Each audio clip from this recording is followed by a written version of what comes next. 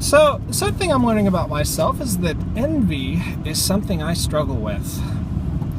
Hey everybody, I am SWChris, I'm from SW City, and we're driving home today, a couple days early. You guys are going to get this on Thursday, but I'm recording it early because I have something to say, and, well, I'm traveling. So,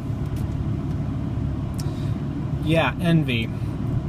I didn't realize I struggled with this so much, but I remember in kindergarten being very envious of a fellow guy's artistic ability and just not being able to match that. And I got so jealous.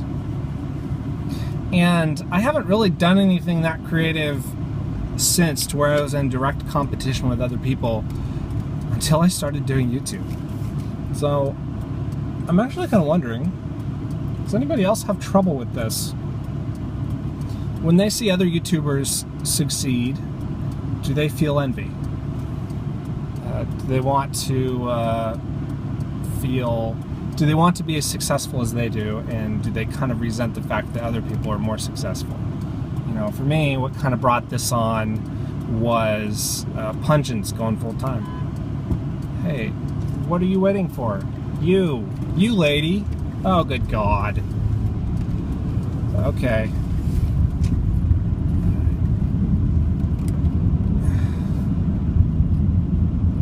So, pardon the intersection. There was no four-way stop sign, but all four directions stopped. It was really weird. I was at the stop sign. I did not have the right-of-way, but I went first. So, with everybody else's permission. So, you know, any cops watching this. But yeah, the envy. Back to envy. YouTube and envy. I don't know, I just really struggle with it. Like, he goes full time, and he's been at it for 3 years. I've been at it for almost year and a half. So, but it's interesting to see people rocket past me, you know? I have, and please don't take this for complaining, because I have a very good message at the end of this, I think. But it's interesting to see people rocket kind of past me in subscriber count and viewer engagement.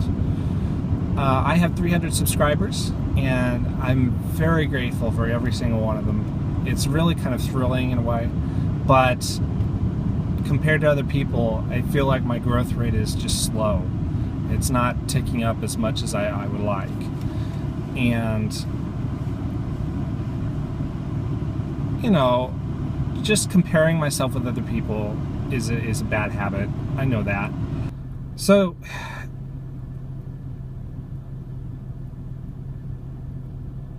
but to see other people with my follower count who used to have fewer followers than I do,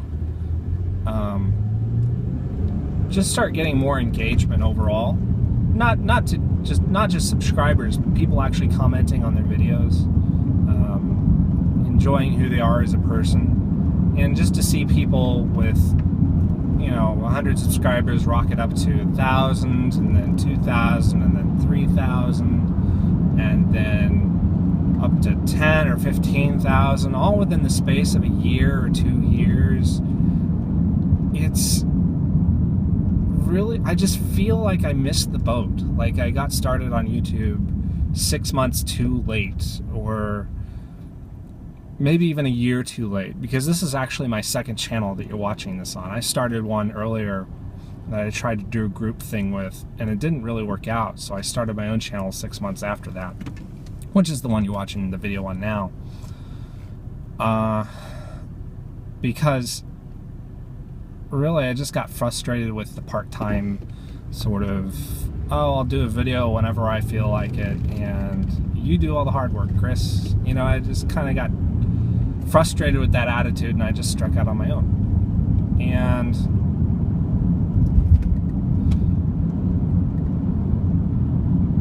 I don't know, it just feels like if that had really stuck, if all of us had really kind of buckled down and started on a group channel and just got, you know, got as passionate about it as I was, I feel like the group channel would be in a completely different place. Like, we would have 10,000 subscribers by now, which is a year and a half into it. And it's not, I don't want to complain about my friends and say, oh, they shouldn't have been doing this, you know, because it's not really their fault. You know, it's kind of my fault, because I had the passion to do a YouTube channel, and I tried to drag them into it, and that's not their passion, and good for them, because they have other passions, and that's what they're supposed to be going after, is what they're interested in. They're not supposed to cater to my whims or my wants. You know, we had a great thing going for SWChris, and that's over, and, you know, okay, great. We'll still be friends, and we'll still do group things together, but it's not going to be in any sort of organized way. And so, I've made peace with that. Or at least I'm making peace with that. And then I started my individual channel here almost a year ago. It'll be a year in July. Let's not do that again. But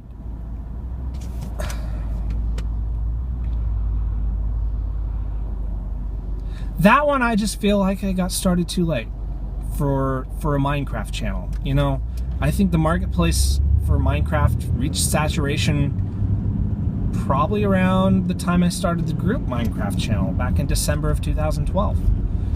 And that just kills me, man. Like, if that's really the case, then my hill is much steeper to climb now that I've started 6 months after that. I feel like, and I have no data to prove this, maybe I'm just whining and just worrying over nothing. But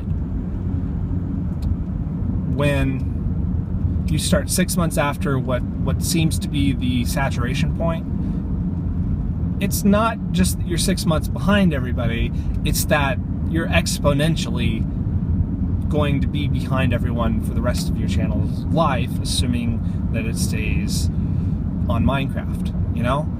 Pungent's got started 3 years ago, okay? So he's not the best example, but Valiant 2 years ago, she's rocketed, she's arguably more successful than Pungent, so she's already got on Minecraft and 100, 300, I don't know her subscriber numbers, but it's more than that. She's only been on YouTube for 2 years. 2 years! That's 6 months before December 2012 when I started my first channel. And super popular. And it's not because she's a girl. I mean, she actually has, okay, some of it's because her audience is made up somewhat of men, and men think in sexist ways, but you know, that's not her fault. But I'm saying it's because she's successful, because she's done the things and the hard work, and she's put in the time to make it successful. And I honestly, when I look back at it, I put in the hard work. I've put in what time I could. I've obsessed over this, probably too much. And we have to lower our sky-high expectations and realize that, you know, there's an average YouTuber, and we may be below average, we may be above average, or we may be right at that point, but there's a reason there's an average. It's because there's a bunch of people in different skill levels, and the successful ones are at the top, okay? The ones who can make it as a living, who have over 100,000 subscribers. Those guys are successful for a reason. And I'm trying to figure out what that reason is, why I'm not successful, and to the degree that I would like to be. And I've been working on some of those things, you know, working on channel design, channel message, the message that I want to put out. You've heard me talk about being bullied in high school, and that is something that I feel very strongly about. And now I'm realizing most YouTubers do too. So I don't stand out in that way either. So, you know, what's the passion and I'm not going to abandon that message. But is there a passion that I have that I can share that's at least unique or more unique? More unique. And I don't know. I mean, I've just got to do some more work to figure that out. Gaming and self-help is an interesting kind of combination. And I'm doing it more overtly than most people. And maybe that'll be enough. I don't know. But, and then there is the question, oh great, police car right next to me. Hopefully I don't get pulled over for doing this. Nope. Nope. Not yet. He hasn't noticed. So, I think really what it comes down to is that I am average, maybe even less than average. I think I'm average though, because I'm growing subscribers. I'm not just sitting fallow, and I've got a content strategy and a plan and a release schedule, and I'm working on making those things better. And I'm working on honing my message and just trying to be more entertaining. But one thing I have not done, and this is entirely up to because of my own insecurities, really, is not making contacts with people, not doing collaborations. Because, really growing up, I felt like a bother to so many people. So I've just put my head down and shut up. And it's hard to break out of that kind of pattern, to be honest. The vlogs are one way to do it. But I really could use some online friends who are YouTubers who are just as passionate about YouTube and making cool content and fun stuff as I am. I really need that to make my channel grow, to grow personally, and to get my message and my platform out there and to help kids. I need other people to help me, and I need other YouTubers. And I guess this is kind of an open call for more involvement, because I don't really know any other way to do it. What do I do besides that? I approach people individually, sure, but ooh, big truck. Okay. So yeah, consider this an open call.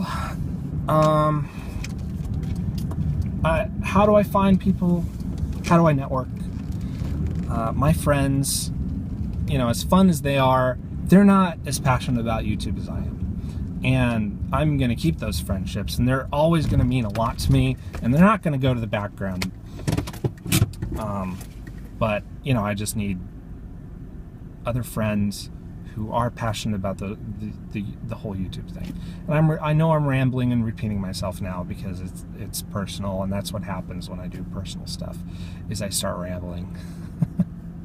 But yeah, I guess that's it. I'm home. So, auf Wiedersehen, arrivederci, hasta la vista, bye-bye. In fact, I'm so rambling that I forgot to talk about Bring It Home to Envy, which, the envy thing. I have to realize that Pungen's success, Aurelian's success, has nothing to do with me. They're not taking stuff away from me. That's really the lesson I need to learn, that I am learning and that I'm working on, is that I can be glad for those guys, and I really I am. I'm glad at them, glad for them, and it's just working on my own insecurities that those successes bring up. It's all about me. It's nothing to do with them. So, that's how we should be. Is we should be glad for each other's successes. So, yeah, that's that. So, all right, bye.